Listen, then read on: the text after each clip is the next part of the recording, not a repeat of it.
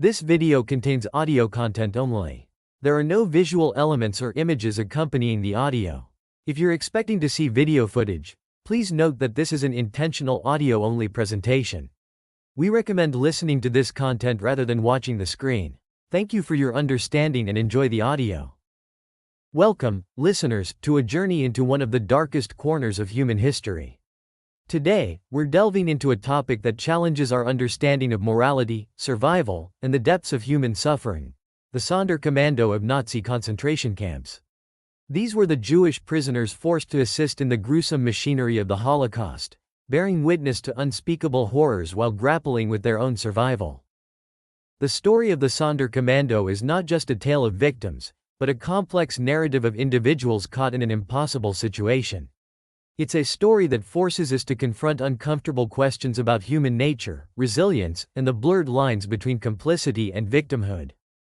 As we explore this topic, we'll journey through the gas chambers and crematoria of Auschwitz, hear the voices of those who lived to tell their stories, and grapple with the moral quandaries that continue to haunt us decades later. We'll examine acts of resistance in the face of certain death, uncover hidden testimonies that shed light on the darkest of human experiences, and consider how society has grappled with the legacy of the Sonderkommando in the years since the Holocaust. This exploration will challenge our preconceptions, evoke profound emotions, and invite us to reflect on the nature of humanity in the most extreme circumstances. It's a story of horror and hope, of unspeakable cruelty and unexpected courage. As we begin, I invite you to open your minds and hearts to a chapter of history that defies easy understanding but demands our attention. Let's start by examining the role and experiences of the Sonderkommando prisoners, the men who found themselves at the epicenter of the Nazi killing machine. The term Sonderkommando translates to special unit in German, but there was nothing special about the fate of these prisoners. They were Jewish inmates in Nazi concentration camps, primarily Auschwitz-Birkenau, who were forced to assist in the disposal of gas chamber victims. Their duties were nothing short of nightmarish. They had to guide unsuspecting victims into the gas chambers, sometimes lying to them about taking showers to maintain order. After the gassing, they removed the bodies, extracted gold teeth, cut women's hair, and then transported the corpses to the crematoria for burning. Imagine, if you can, the psychological torture of being forced to participate in the murder of your own people.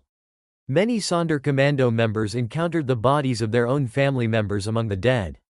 Philip Muller, a Slovak Jew who survived as a Sonderkommando, recounted in his memoirs the day he found his own father's body among the victims. He wrote, "I stood paralyzed, staring at my father's lifeless face. How I got out of the gas chamber, I don't know. I woke up in the evening in my bunk, and only then realized that I had not been dreaming." The Sonderkommando were not just witnesses to mass murder, they were unwilling participants in a process designed to strip away their humanity. They worked in shifts, sometimes up to 72 hours straight, surrounded by death and the constant threat of becoming victims themselves. The smell of burning flesh permeated their clothes and skin, a constant reminder of the horror they were living. One particularly harrowing account comes from Shlomo Venezia, an Italian Jew who survived Auschwitz as a Sonderkommando. He described the process of burning bodies. "We had to put the bodies on a kind of stretcher and push it into the oven. The problem was that they were not yet cadavers but bodies of people half alive, impossible to push into the ovens. We had to separate the bodies of the dead from those of the living." Can you imagine what that means? The Sonderkommando were also tasked with misleading new arrivals to the camp. They had to maintain a calm demeanor and sometimes even reassure the victims that everything would be fine, knowing full well the fate that awaited them. This duplicity, forced upon them by their Nazi captors, added another layer of psychological torment to their already unbearable existence. Despite the unimaginable nature of their work, the Sonderkommando developed coping mechanisms. Some found solace in prayer, secretly maintaining their faith even in the face of such evil. Others focused on small acts of humanity, such as trying to comfort the dying or preserving evidence of Nazi crimes for future generations. The experiences of the Sonderkommando challenge our understanding of human resilience and the lengths to which people will go to survive. Their story is a testament to the complexity of human nature under extreme duress, forcing us to confront uncomfortable truths about survival, morality, and the capacity for both cruelty and compassion in the darkest of circumstances. Now, let's examine the selection process and demographics of the Sonderkommando members.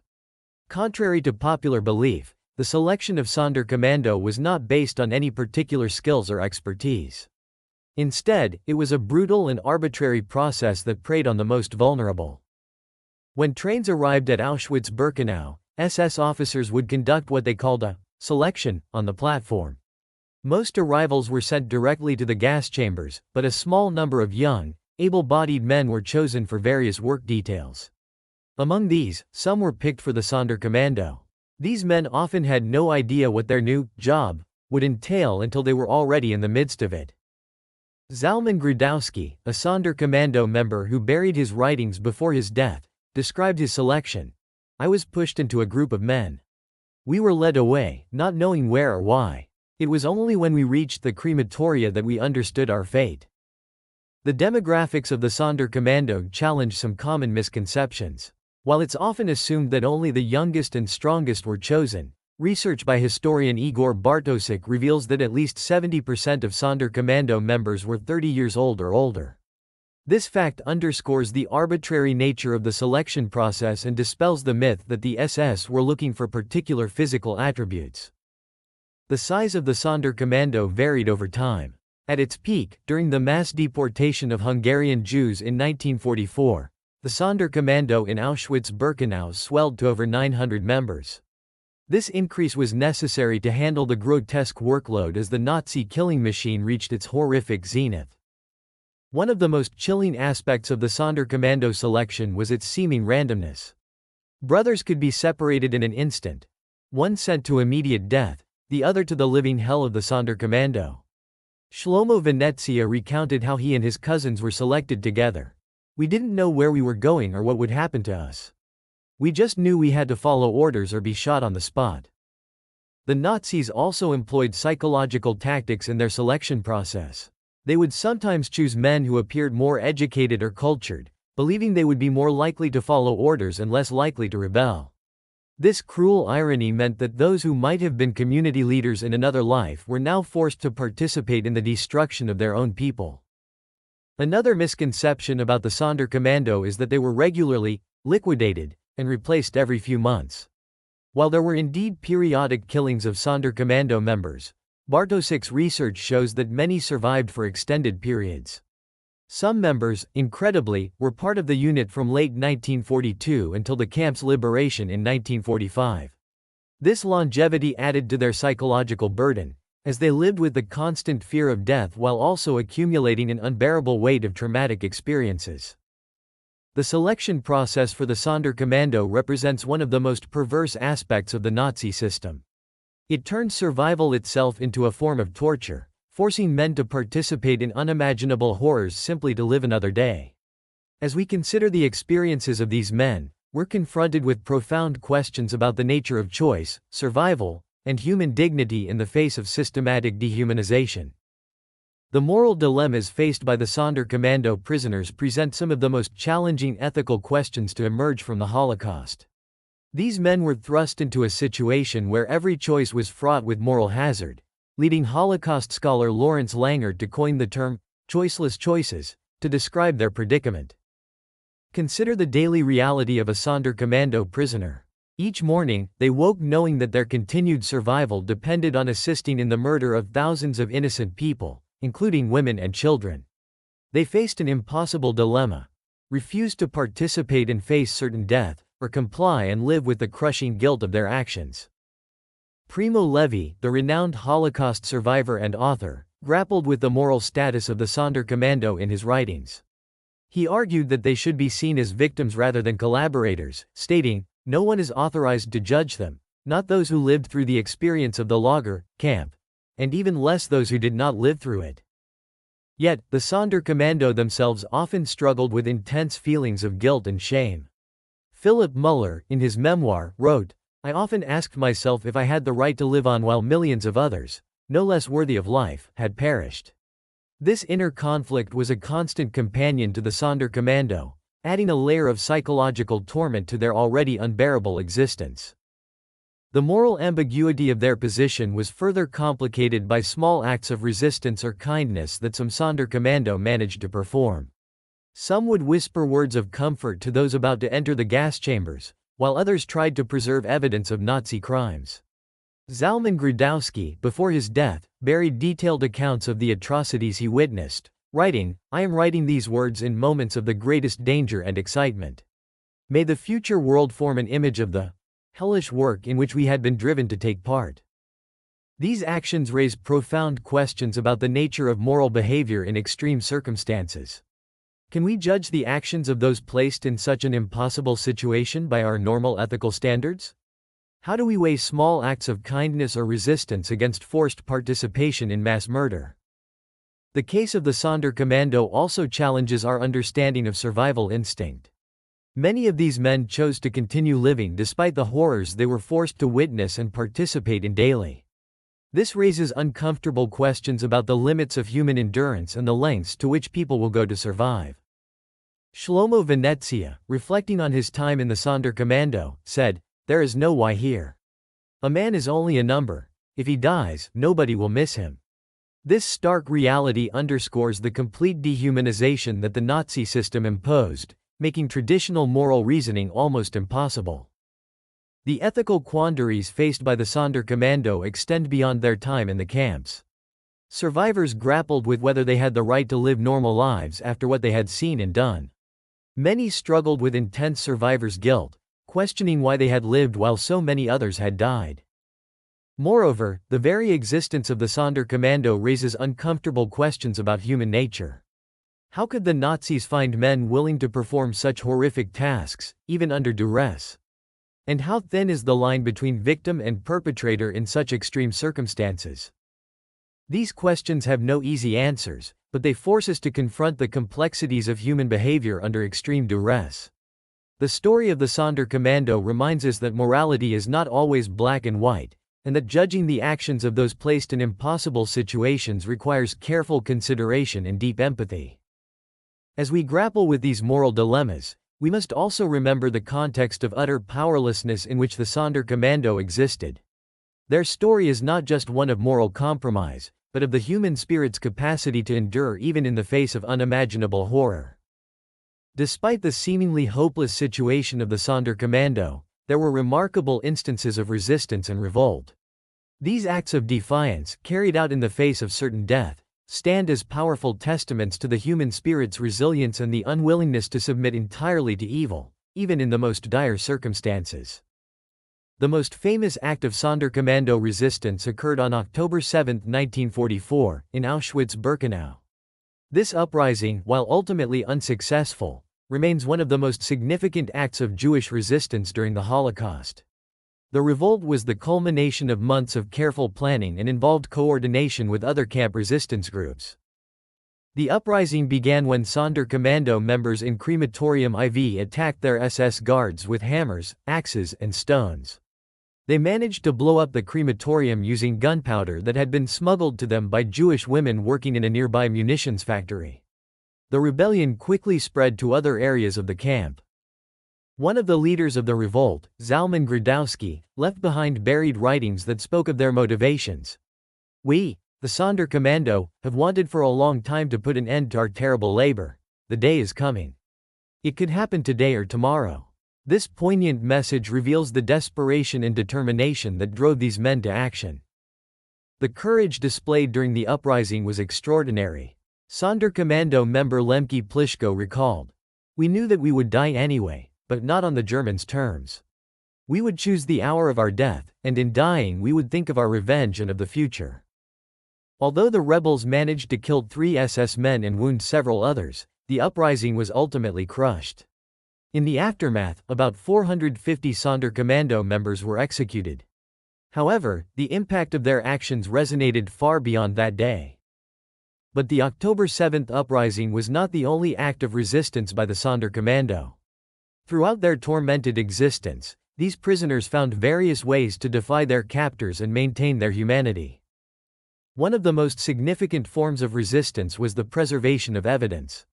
Several Sonderkommando members, at great personal risk, wrote detailed accounts of what they witnessed and buried them near the crematoria. These scrolls of Auschwitz, as they came to be known, provide some of the most important eyewitness testimony of the Holocaust. Zalman Lowenthal, another Sonderkommando member who buried his writings, wrote, "I am writing these words in moments of the greatest danger and excitement. May the future world form an image of the hellish work in which we had been driven to take part." Perhaps one of the most daring acts of resistance was the taking of photographs inside the camp. In August 1944, a group of Sonderkommando, at great risk to their lives, managed to smuggle a camera into the camp and take 4 photographs documenting the disposal of gassed victims. These images, later smuggled out of the camp, remain some of the only photographic evidence of the extermination process at Auschwitz. Alex Herrera, the Sonderkommando member believed to have taken the photos, did not survive to see the impact of his brave act.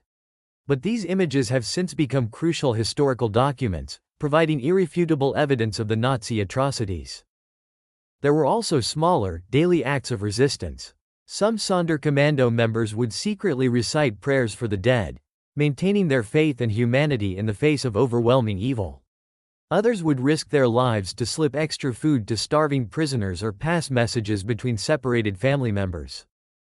One particularly moving account comes from Shlomo Venezia, who described how he and his fellow Sonderkommando would sometimes manage to delay the death of children for a few precious moments. When there were children, we'd push them towards the end of the group entering the gas chamber, so they'd have a few more minutes to live. These acts of resistance, both large and small, challenge the notion that the Sonderkommando were merely passive victims or unwilling collaborators.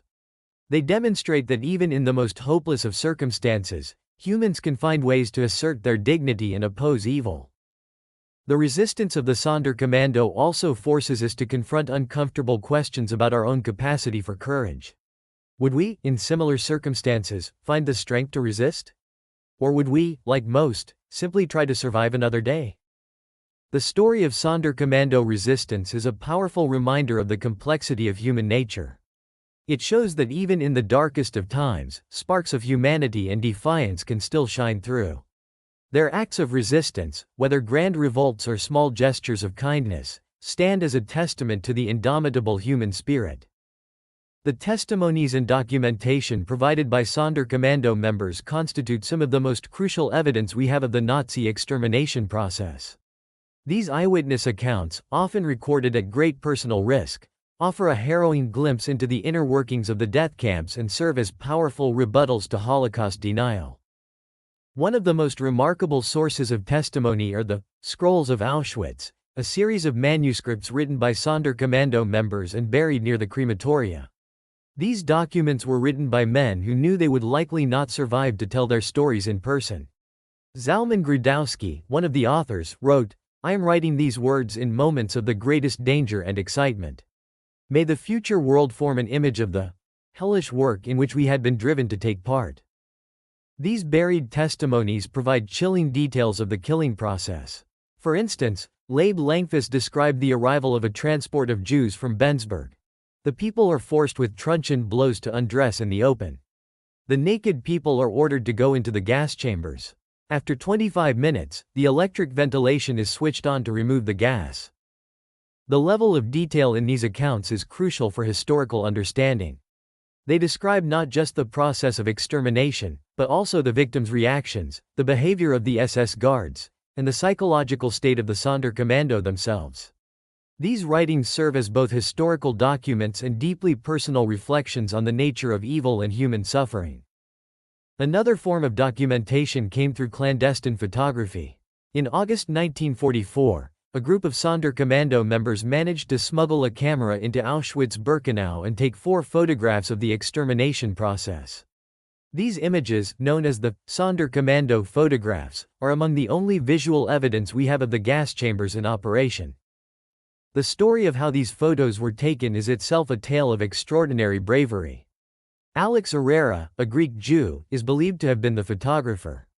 His comrades stood watch while he quickly snapped the pictures, knowing that discovery would mean certain death. The film was then smuggled out of the camp in a tube of toothpaste and eventually made its way to the Polish resistance. These photos show naked women being driven towards the gas chambers and Sonderkommando members burning bodies in open pits. Their grainy, slightly out of focus quality only adds to their power, conveying the furtive circumstances under which they were taken. Holocaust historian Georges Didi Huberman has written extensively about these photos, arguing that they represent images in spite of all visual testimony wrenched from the very heart of the extermination process. Post-war testimonies from surviving Sonderkommando members have also been crucial in understanding the Holocaust. Philipp Müller, who survived 3 years in the Sonderkommando, provided extensive testimony both in writing and at the Frankfurt Auschwitz trials. His account is notable for its unflinching detail and emotional power. In one particularly haunting passage, he describes entering the gas chamber after a killing. The bodies were interlaced, it was impossible to separate them. Some had turned entirely blue, while others had a pink color. I saw twins, their arms around each other. Mothers who in their last moment had tried to protect their children with their own bodies. Shlomo Venezia, another Sonderkommando survivor, waited decades before sharing his experiences. When he finally broke his silence, he provided a wealth of information about the day-to-day operations of the crematoria. He described how the Sonderkommando were forced to lie to new arrivals, telling them they were going to shower when in fact they were being led to their deaths. It was easier to tell them this than to reveal the truth, he said. In any case, we weren't allowed to say anything else. The testimonies of the Sonderkommando are unique in that they provide insight into aspects of the Holocaust that no other survivors could describe. They witnessed the actual process of mass murder, from the arrival of the trains to the disposal of the ashes. Their accounts are therefore invaluable in reconstructing the full horror of the Nazi genocide. However, the process of giving testimony was often traumatic for Sonderkommando survivors. Many struggled with guilt and the fear of being judged for their forced complicity. Venezia spoke of how he was haunted by his memories. "You never left Auschwitz. It stayed inside you, and it still hasn't left me." The documentation provided by the Sonderkommando extends beyond written and photographic evidence. Some members managed to preserve physical proof of Nazi crimes. For instance, Henrik Tauber kept a piece of wire mesh from a crematorium ventilation shaft, stained with the residue of Zyklon B gas. This physical evidence played a crucial role in post-war trials. The testimonies and documentation left behind by the Sonderkommando serve multiple purposes. They are crucial historical sources, providing detailed information about the mechanics of genocide. They serve as powerful refutations of Holocaust denial, offering eyewitness accounts and physical evidence of Nazi atrocities. And perhaps most importantly, they stand as enduring memorials to the millions who perished, ensuring that their stories are not forgotten. As we consider these testimonies, we're confronted with the immense courage it took to create them. These men, living in constant fear of death, chose to risk their lives to ensure that the truth would survive even if they did not. Their legacy is a powerful reminder of the importance of bearing witness in the face of great evil. The perception and depiction of the Sonderkommando in the years following World War II has been complex and often controversial. These men, who existed in a moral gray zone between victim and unwilling participant, have been subject to a range of interpretations and judgments, both in scholarly work and popular culture. In the immediate aftermath of the war, many Sonderkommando survivors found themselves stigmatized. There was a widespread misunderstanding of their role, with some people viewing them as collaborators rather than victims. This led many survivors to remain silent about their experiences for decades. Shlomo Venezia, for instance, didn't speak publicly about his time in the Sonderkommando until the 1990s, saying, "For 50 years I've tried to forget. I had a guilty conscience for having lived." Even within the Jewish community, there was sometimes a reluctance to engage with the Sonderkommando's experiences. Their very existence raised uncomfortable questions about survival and moral compromise under extreme duress. Primo Levi, himself a Holocaust survivor, grappled with these issues in his writings. While he ultimately concluded that the Sonderkommando should be seen as victims rather than perpetrators, he acknowledged the moral ambiguity of their position, writing that they inhabited a gray zone, where the line between victim and oppressor became blurred. Scholarly perspectives on the Sonderkommando have evolved over time. Early Holocaust historiography often overlooked their experiences, focusing instead on the broader narrative of Nazi persecution and Jewish victimhood. However, as Holocaust studies developed as a field, there has been increasing recognition of the importance of the Sonderkommando's testimonies and the unique ethical questions raised by their situation. One of the most significant scholarly interventions came from Lawrence Langer, who introduced the concept of choiceless choices to describe the impossible situations faced by Holocaust victims, including the Sonderkommando. This framework has been influential in understanding the moral complexities of survival in the death camps. In popular culture, depictions of the Sonderkommando have been relatively rare, perhaps due to the challenging nature of their story. However, there have been some notable representations. The 2001 film, The Gray Zone, directed by Tim Blake Nelson, was one of the first major works to focus specifically on the Sonderkommando. The film, based on the eyewitness account of Dr. Miklos Niaisli, attempts to grapple with the moral dilemmas faced by these prisoners. More recently, the 2015 film, Son of Saul, directed by Laszlo Nemes, brought renewed attention to the Sonderkommando. The film, which won the Grand Prix at the Cannes Film Festival, follows a fictional Sonderkommando member searching for a rabbi to give a proper burial to a boy he believes to be his son. The film was praised for its unflinching portrayal of life in the crematoria and its exploration of how one might maintain humanity in the most inhumane conditions. In literature, the Sonderkommando have been the subject of both fiction and non-fiction works. Books like We Wept Without Tears, by Gideon Grief, which collects testimonies from Sonderkommando survivors, have been crucial in bringing their stories to a wider audience. In fiction, works like Martin Amis's The Zone of Interest have used the perspective of the Sonderkommando to explore the moral universe of Auschwitz. The comic book medium has also engaged with the story of the Sonderkommando. The graphic novel, Magneto, Testament, by Greg Pak, which tells the origin story of the X-Men villain Magneto, depicts his time in Auschwitz, including a period in the Sonderkommando. This use of the Holocaust in superhero narratives has been both praised for bringing these stories to new audiences and criticized for potentially trivializing the events. In recent years, there has been increasing recognition of the Sonderkommando's acts of resistance. The 1944 uprising in Auschwitz-Birkenau, long overlooked in many Holocaust narratives, has received more attention from historians and educators.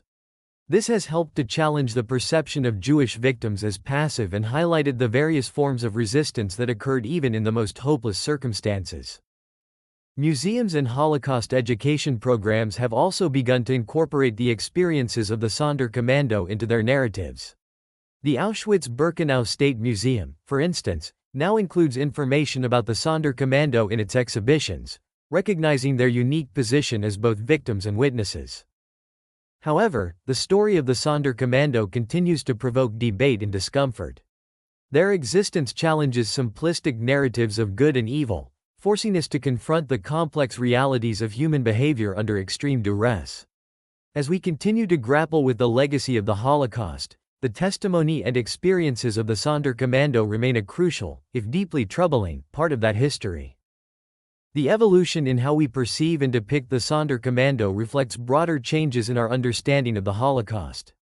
As we move further from the events, there has been a growing willingness to engage with the most challenging aspects of this history, recognizing that only by confronting these difficult truths can we hope to fully comprehend the depths of the tragedy and work to prevent its recurrence.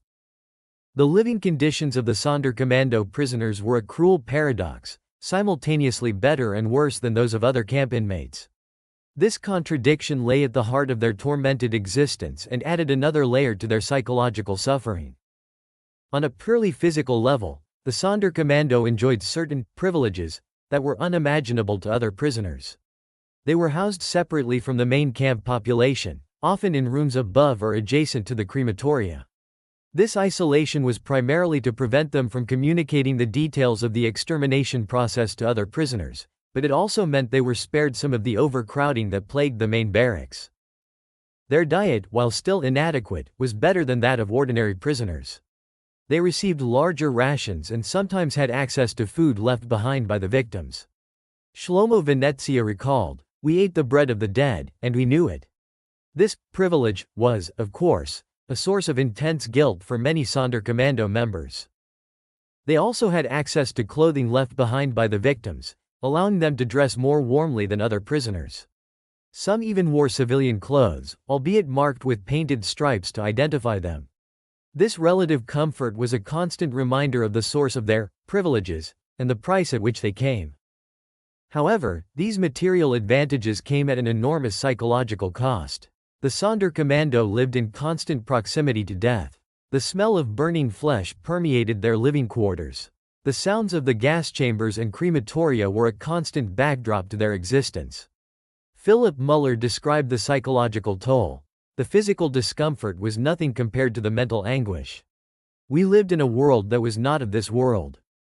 The isolation of the Sonderkommando, while providing some physical benefits, was also a form of psychological torture. They were cut off from the rest of the camp population, unable to share their experiences or seek comfort from others. Many felt deeply ashamed of their role and feared the judgment of other prisoners. Moreover, the Sonderkommando lived with the constant knowledge that they too would eventually be killed. The Nazis periodically liquidated Sonderkommando units to eliminate witnesses to their crimes. This created an atmosphere of perpetual fear and uncertainty. Zalman Gradowski wrote in his buried manuscripts, "We live with death, we live in death, we are the dead who have to do the work of the living."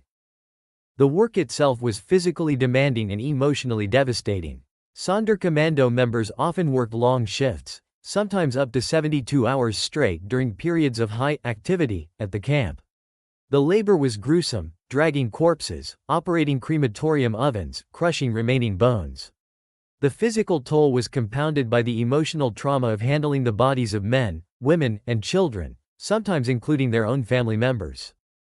Survival in these conditions required a kind of psychological dissociation that had long-lasting effects on those who lived through it. Many survivors spoke of feeling like automatons, shutting down their emotions to get through each day. Shlomo Venezia described it as working like a machine. If I had thought about what I was doing, I wouldn't have been able to go on. Despite their privileged position, the Sonderkommando were not immune to violence from the SS guards. They could be beaten or killed for any perceived infraction or simply at the whim of their captors. The ever-present threat of violence added another layer of stress to their already unbearable existence. One of the most psychologically damaging aspects of Sonderkommando life was the forced deception of new arrivals. They were often required to maintain a calm demeanor and even reassure people heading to the gas chambers that everything would be fine. This forced complicity in the deception of victims was a source of intense guilt for many Sonderkommando members. The Sonderkommando also faced unique health risks. Prolonged exposure to the gases used in the chambers, even in residual amounts, caused respiratory problems for many. The constant proximity to burning bodies exposed them to various toxins. Yet, they had limited access to medical care, as the Nazis saw little point in treating prisoners they intended to kill eventually anyway. Perhaps the most insidious aspect of Sonderkommando existence was the way it twisted normal human instincts for survival into a source of guilt and shame. Every day of continued life meant another day of participating in the deaths of others. This created a profound existential crisis for many Sonderkommando members. Despite these horrific conditions, or perhaps because of them, small acts of humanity persisted. Sonderkommando members would sometimes risk their lives to smuggle food or medicine to other prisoners. Some maintained religious practices in secret, praying for the souls of the dead. Others focused on preserving evidence of Nazi crimes, writing secret accounts or taking clandestine photographs. The story of Sonderkommando survival is not just one of physical endurance, but of the human spirit's capacity to find meaning and purpose even in the most hopeless circumstances. Their experiences force us to confront difficult questions about the nature of survival, the limits of human endurance, and the complex interplay between physical and psychological suffering. As we reflect on the living conditions and survival of the Sonderkommando, we're confronted with the full horror of the Nazi system. A system so perverse that it could turn even the instinct for survival into a form of torture. The experiences of the Sonderkommando serve as a stark reminder of the depths of human cruelty, but also of the resilience of the human spirit in the face of unimaginable adversity. As we conclude our exploration of the Sonderkommando, we're left with a profound sense of the complexity of human experience in the face of extreme evil. The story of these men challenges our understanding of victimhood, morality, and survival, forcing us to confront uncomfortable truths about human nature and the depths of both cruelty and resilience. The Sonderkommando existed in a moral gray zone, victims forced into complicity with their oppressors. Their experiences reveal the inadequacy of simple categories like victim and perpetrator in understanding the full reality of the Holocaust.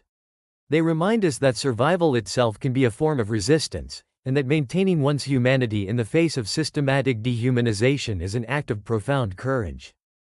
The testimonies left behind by Sonderkommando members are invaluable historical documents. They provide crucial evidence of Nazi crimes and offer insight into aspects of the Holocaust that no other survivors could describe. These accounts, often written at great personal risk, stand as powerful acts of resistance against the Nazi attempt to erase all traces of their victims. The story of the Sonderkommando also highlights the importance of bearing witness. Despite the trauma of their experiences and the stigma they often faced after the war, many Sonderkommando survivors chose to speak out. Their testimonies serve not only as historical records but as moral imperatives, challenging us to confront the darkest chapters of human history and to remain vigilant against the forces that made such atrocities possible.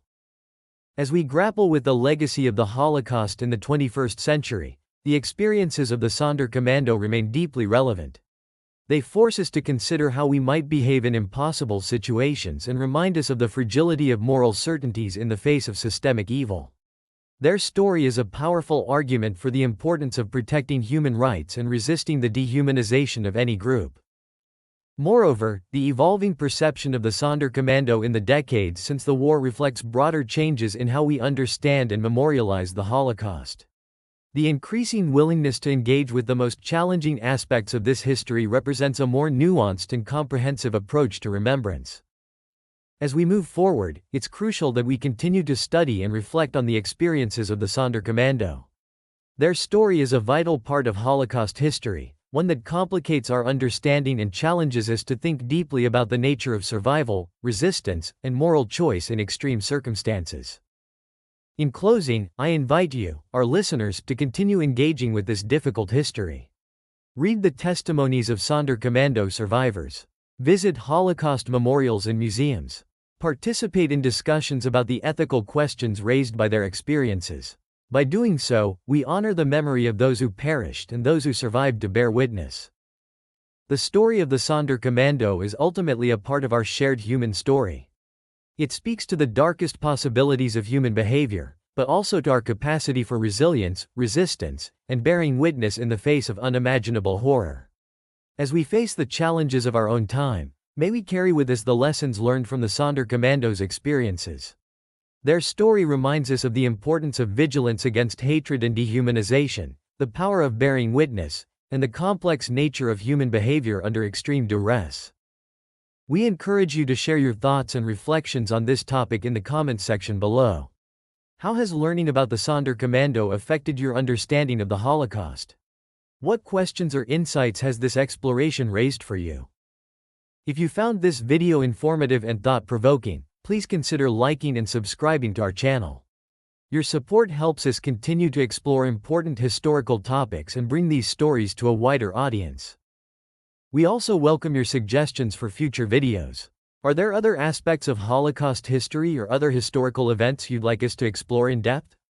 Let us know in the comments. Remember, engaging with difficult histories like that of the Sonderkommando is not just an academic exercise. It's a way of honoring the memory of those who suffered and died, and a crucial step in ensuring that such atrocities are never repeated. Thank you for listening to this exploration of the Sonderkommando.